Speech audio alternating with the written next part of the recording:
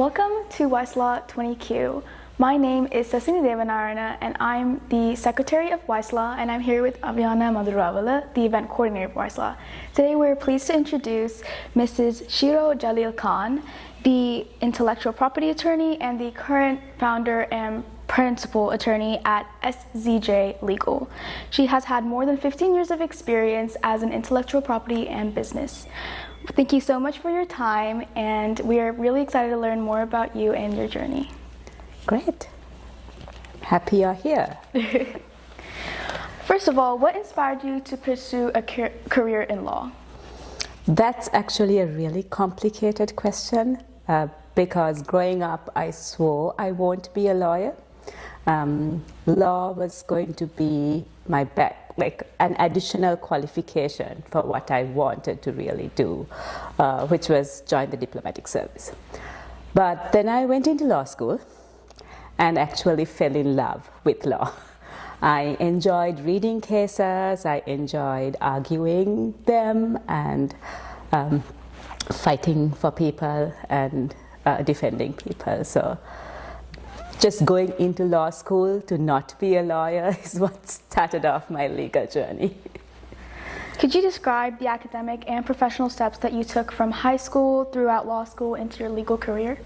So my law career is different to the law careers you would have for somebody who's lived here all their life. A lot of Sri Lankans who migrate here might relate to this career path though. I came to the US after going to law school in Sri Lanka and getting my degree in economics in Sri Lanka. And I married Rumi, whom I had met in high school, and I decided to move to the US with him.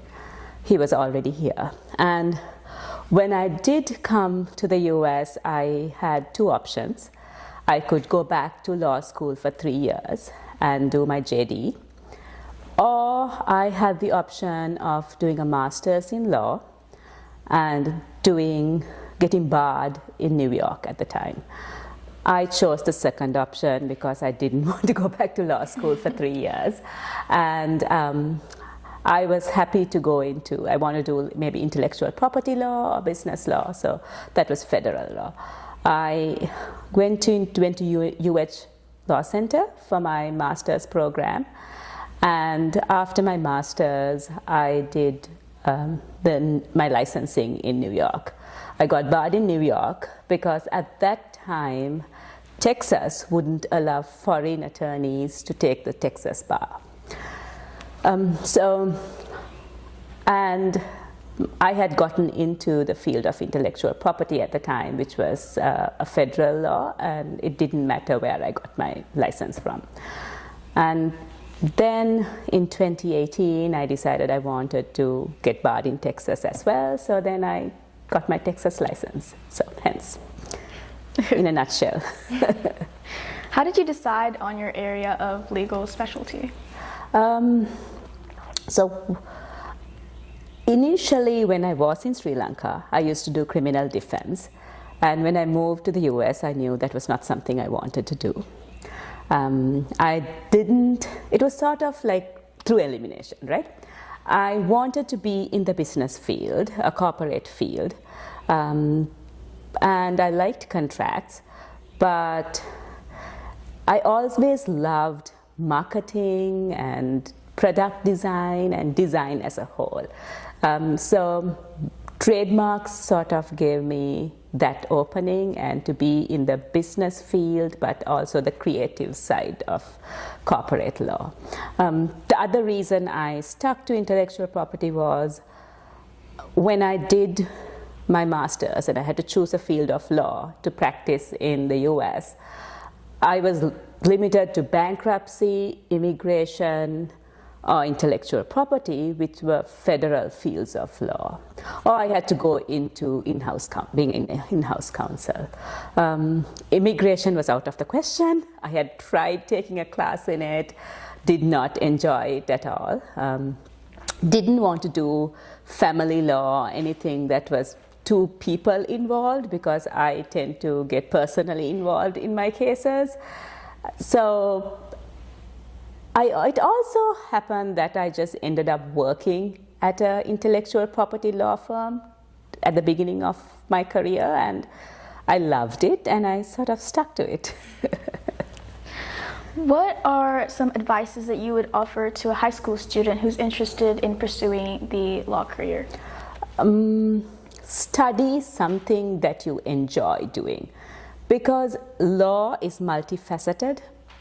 You can be a lawyer in whatever field, right? Because law invades like corporate, family, administration, human rights, immigration, right? So study something that makes you really happy and be good at it. Because law would be a layer on top of what you really know. So if you want to go into corporate law, get an accounting degree, do a business degree, study finance, learn how stocks work. So that will give you the background when you are in that at that negotiation table, figuring out how to negotiate a deal. If you like the sciences, right, you want to go into patent law, get a degree in science or engineering. But to become an intellectual property attorney, you don't necessarily have to have a science degree, because you can be a copyright attorney or a trademark attorney or a litigator, right? If you love litigating, take a class in debate. Right? So think of what you enjoy doing, because law would give you that additional layer to get into that field you want to be in. What are some of the most significant challenges that you faced during law school, and how did you overcome them? So I'm going to talk of it in two places, right? Law school in Sri Lanka, this was pre-internet. And I think one of the main challenges at that point was reference material, right? You had the law library, but there was very little opportunity to find material outside of that law library. And you had to really try to make a name for yourself, because the opportunities to do things, unlike going to law school in this country, was limited. Right? You had to go out there, find your way, meet attorneys, and with a limited number of opportunities. So that, I think, is the biggest challenge, and also the exposure to various fields, right? When I was in Sri Lanka, I didn't know intellectual property law was an option for me. It was not taught, right? But I think not having those openings in a South Asian economy was one of the challenges. But once you come here, I think that's one of the biggest opportunities that kids who go to law school have here. Is there's so many different avenues to pursue your passion or to discover something you don't know, right? Try out a different class every time, join various organizations to learn more about that field of law. I think coming to the US, I would say my biggest challenge was juggling family and school. I went to law school when my son, I started my master's program when my son was 5 months old. So that was, I think, the biggest challenge, because I had to balance networking and family time. Trying to figure out, is this networking event worth paying a babysitter for? I think was my biggest challenge. Could you describe what a typical day looks like in your career as a lawyer? Okay, so I'm going to break that question down into sort of three parts, because my career as a lawyer has transitioned at least 3 times, right? I started off at a boutique law firm, first on a very part-time basis, then I took on a bigger role, and I worked longer hours as a trademark attorney there. From there, I moved on to more of a corporate role with a company called LegalZoom, and then at the end of 2024, I decided to start my own law practice, but it's more of a part-time, not really part-time, but I don't work 80 hours a day. So as a boutique law firm attorney, this is a mid-size or small firm, right? It's not big law where you're working 80 to 100 hours a week, having billable hours to make and stuff. I joined an IP law firm with a few attorneys, and it was a very manageable workload. I'd start work at 8, finish by about 4 o'clock, and rarely brought work home. So my day was usually like, I'd have a few client meetings a day, I'd work on maybe an argument or two, file help with the patent application process, handle a few trademark applications, or sit in on a business meeting, draft business agreements. From that role, in 2020, I transitioned and joined this company that did large-scale trademark filings. That role was more intense in the sense it was an 8-hour day. It was 8 to 9-hour day, and I would meet up to 6 clients a day to talk about their trademarks, and then the rest of the day I would file various trademark applications, file arguments, respond to client emails. And in that same company, I moved on to management, managing a group of 10 attorneys or more, which was more of a 10-hour job, right? Because it's just you're looking through the files of 10 attorneys who are now doing 10 consultations maybe. It was fun while it lasted, but decided to make a career change at the end of 2024 and start my current law firm.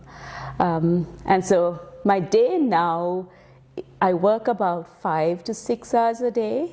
I would schedule 1 or 2 consultations for the morning and meet with my clients are usually people who want to file a trademark, who have an argument against a trademark office, who want a business contract drafted, who want copyright advice or copyright applications filed. So I would take about 2 hours of consultations, and then the rest of the time I would work on my paperwork, right? File arguments, draft agreements. And so it's more of a balanced lifestyle right now, which is what I was aiming for. I have time to walk my dog in the morning or go for a run or work out. And in the evenings, I get to work out or read or do something fun. What aspects of your work do you find most rewarding? Several aspects, actually. I love talking to new business owners who are super excited about their new product. I think that for me is the best part, to hear somebody tell me about a new product they've come up with, a new business plan, and getting excited about branding it. And so helping them through that branding process for me is one of the best parts of my day. And also the joy when somebody gets a registration of a trademark, right? If you've been through a refusal, had to argue with the trademark office that the trademark should be registered, and that joy is also like telling a client, yes, you've gotten your registration, is a pretty cool feeling. What are some of the most challenging aspects of practicing law? Trying to balance client expectations. Um, One thing I come across is everybody always is excited about something, right? And you're excited about your brand name or the name you like. You sometimes invested time and money in a brand, and having to tell that person that their brand is not available for registration, or that they should have done a trademark search before applying for something.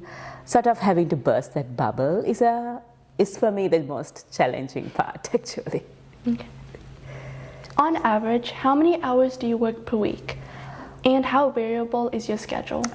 So currently I work maybe about 5 hours a day, so about 25 to 30 hours a week. That's because I choose to not take on too much of work right now. I do a lot of non-profit work. I'm currently the co-chair for the State Bar Trademark Committee. I'm taking over a presidentship of the local bar association.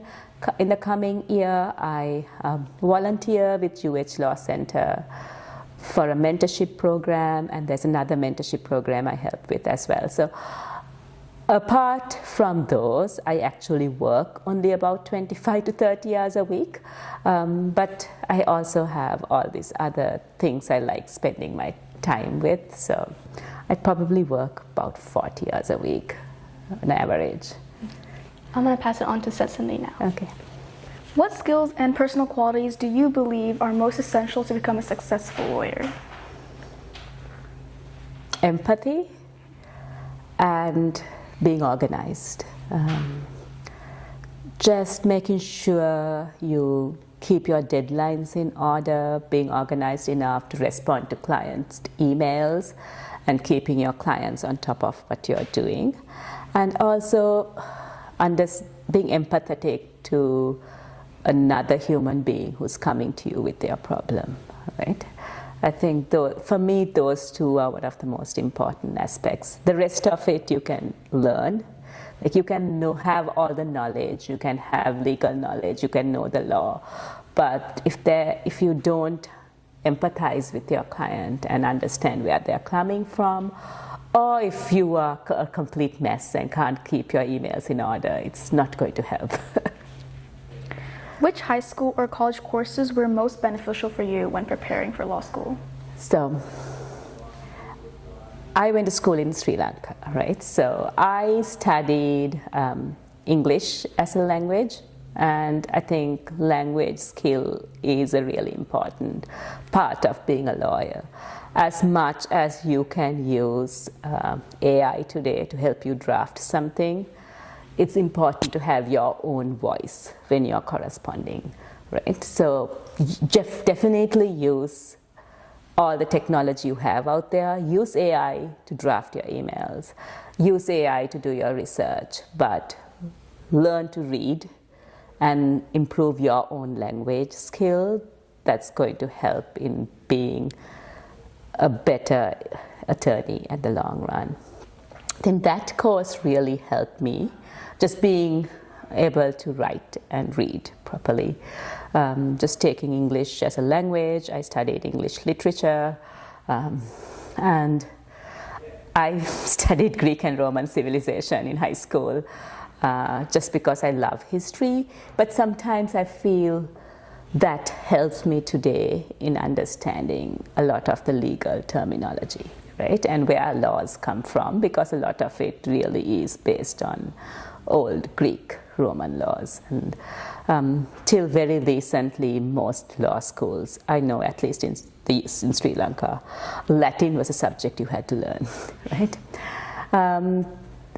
In college, I think the business contract drafting, legal writing courses really did help in being a better attorney today. Okay. Did you participate in any internships, clerkships, moot court, or any other legal experiences prior to law school? During law school, I did. Not prior to law school. I didn't have the opportunity to do it. In hindsight, I wish I had. My father is a lawyer, so in high school I really did not want to be a lawyer.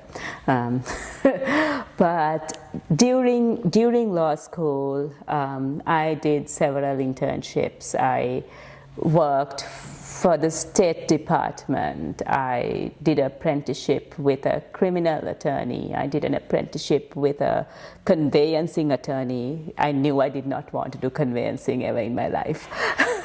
So sometimes you might not know what you like, but trying out different internships also tells you what you don't like to do. And I did moot court. If you're in law school, I would highly recommend doing moot court or mock trials or anything that gives you an opportunity to stand up in front of a crowd. I was in several organizations within law school when I was there, and that also gave me openings to meet other lawyers, meet senior lawyers, meet judges. Sort of gives you not only the confidence, but once you get out of law school, that network really helps you. So one of the biggest things I'd recommend doing in law school is networking. Go for events in the field you're interested in. Meet other attorneys, ask them questions. Actually, lawyers love being asked questions. They will talk to you if you ask them any question. Ask them questions at events. Find networking opportunities. Most bar associations are free or have a very minimal fee for law students. So if you're into IP, join the IP section. Like University of Houston has a really robust IP students organization. They do lots of networking events, a lot of speed dating sort of networking events. So join those, go for those events. Find reasons to meet with other attorneys, get their numbers, follow up. Ask them to just stop by their office sometime, and they'll be happy to oblige. I think, did I answer your question? Yes, ma'am. Okay. Thank you. How important are extracurricular activities and leadership roles when you're applying to law school? I really can't talk about applying to law school, but I think it does really show any law school that you have a multifaceted role, right? Extracurriculars show a law school that you can juggle more than one thing. Lawyers are one of the most stressed out people in any profession, right? Because we juggle a lot of things and juggle different people's lives at the same time. So having extracurricular activities or leadership roles show any law school resume, person reading it, that this person can handle the pressures that come with law school. It's not an easy career path, right? It's a lot of finding balance and studying. So I will now pass the mic on to Aviana. What emerging trends or technologies do you believe are shaping the future of the legal profession? One of the main things that's shaping the future right now is AI, right? From two sides of it. From a client side of it, we as lawyers are constantly having to deal with clients who come and tell us, ChatGPT told me this. And ChatGPT is mostly right, but not necessarily right. From a lawyer perspective, I think technology is great. It helps us do our job better, but you don't have to. Let me rephrase this. It's great as long as you know what you are doing, right? If you're completely depending on one of the AI models to give you an answer to something, AIs can hallucinate, right? So knowing what you want to know really does help. It's great for drafting, it's great for research, it's great for looking into things, but it's also important to cross-reference. So yes, the AI technology is great. I'm a huge fan of it. Several, go for the paid ones. Claude is really good with law stuff, but a lot of legal companies or legal platforms will have self-contained AI models that they use. It's great for billing, docketing, and stuff like that. Technology as a whole really helps us keep everything in order. Deadlines are very important, so making sure you use the best technology to keep everything intact, your billing, your trust accounting. So definitely the biggest trend I'm seeing right now in the legal profession is AI. How has the legal field evolved since you began your career? It's gotten more tech savvy. Like, I work a lot with the United States Patent and Trademark Office directly, in the sense for my filing, and I work with the Copyright Office directly. They've really upped their filing system, so it's gotten easier to do a trademark search. Complicated in the sense you have to learn a new system, but it's gotten easier to go in depth. There are more forms that you can file online. In fact, all the trademark and patent forms are right now online.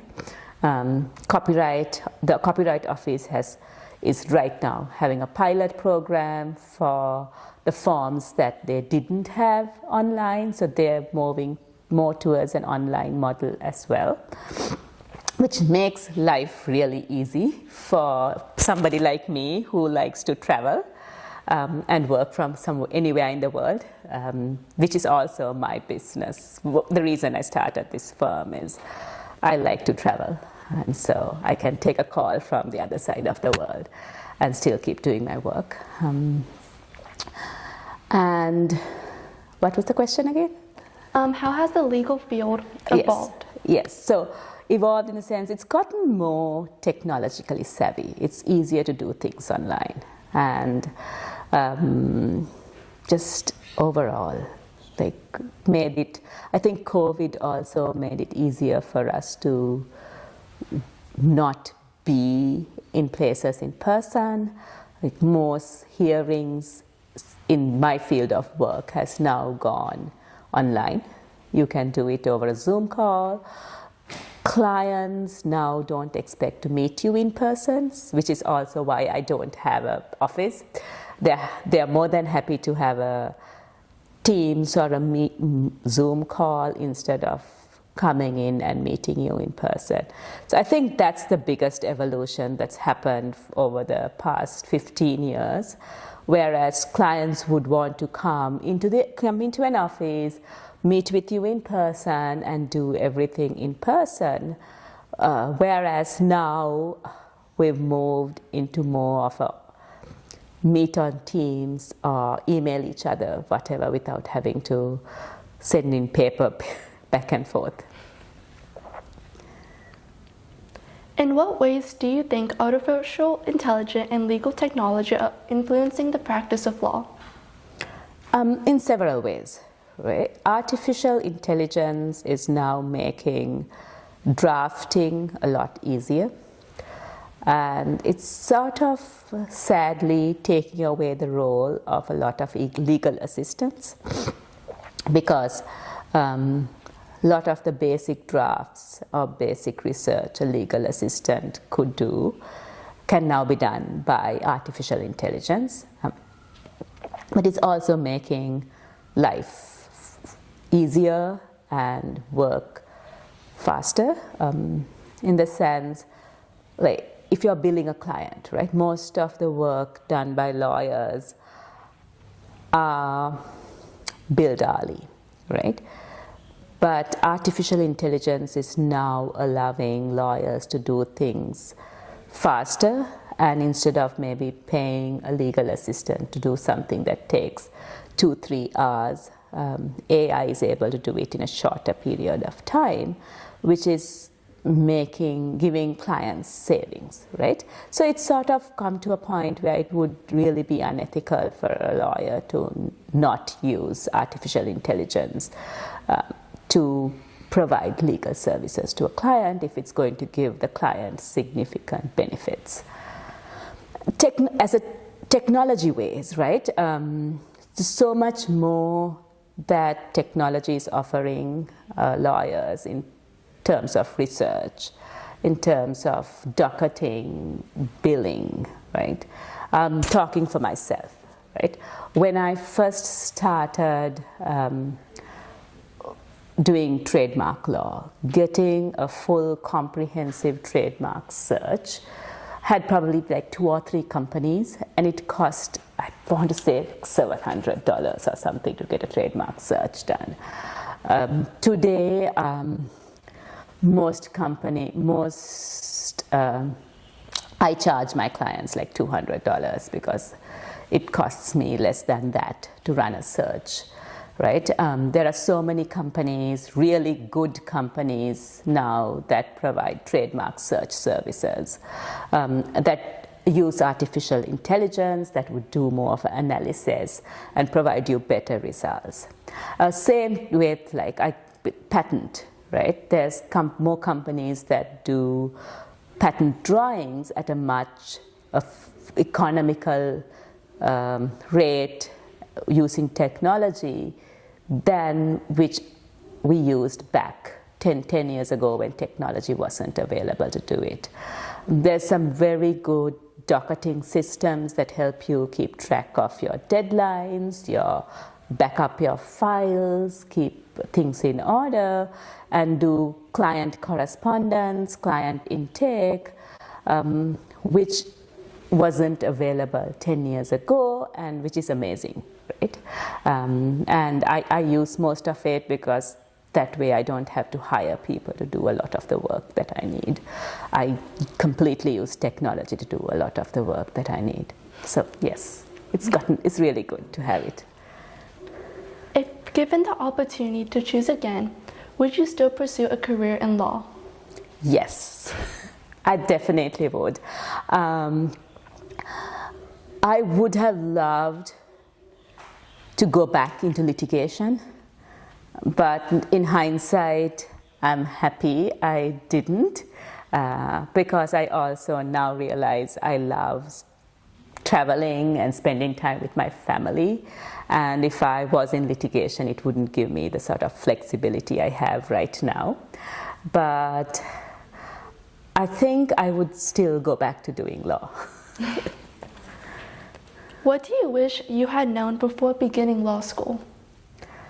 That there's so many different types of law out there, that there are so many other opportunities than just being a lawyer who either goes to court or just instructs a litigating attorney, right?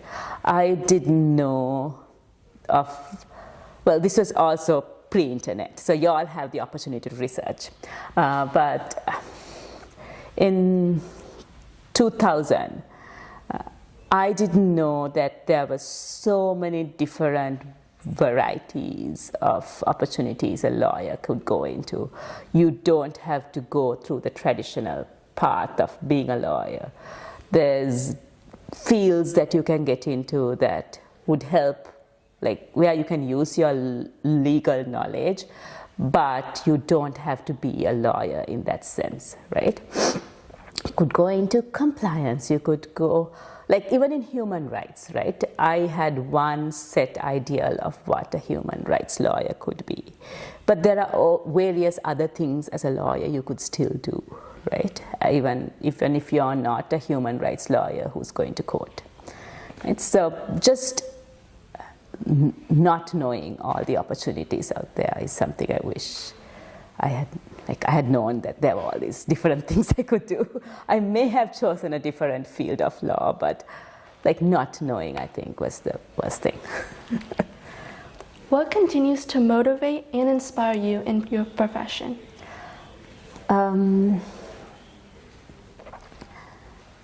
What motivates me? Well, I like to do stuff, and I like to learn. I like to learn new things. I enjoy reading, and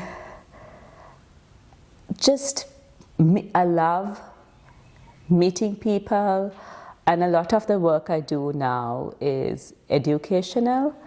I love telling people about opportunities that they might not know that exist. So as my role as the co-chair for the trademark committee, I do a lot of educational outreach with a lot of law schools. And one of the things I like telling people is you don't need a science background to be an intellectual property attorney. And a lot of kids are afraid to get into the field of IP. There are very few South Asians in the field of IP. And I really want to be able to tell people, hey, this is a great field to be in. It's interesting. The opportunities are wild. It's flexible. So, and if you don't want to go to court, you still can practice law, right? All right. That wraps up our session for today. I would like to sincerely thank Mrs. Shiro Jaleel Khan for your insight and for giving us the opportunity to conduct this interview. We truly appreciate your time and wisdom. Thank you. My pleasure. It was great talking to you all. I hope one of you all would follow the profession.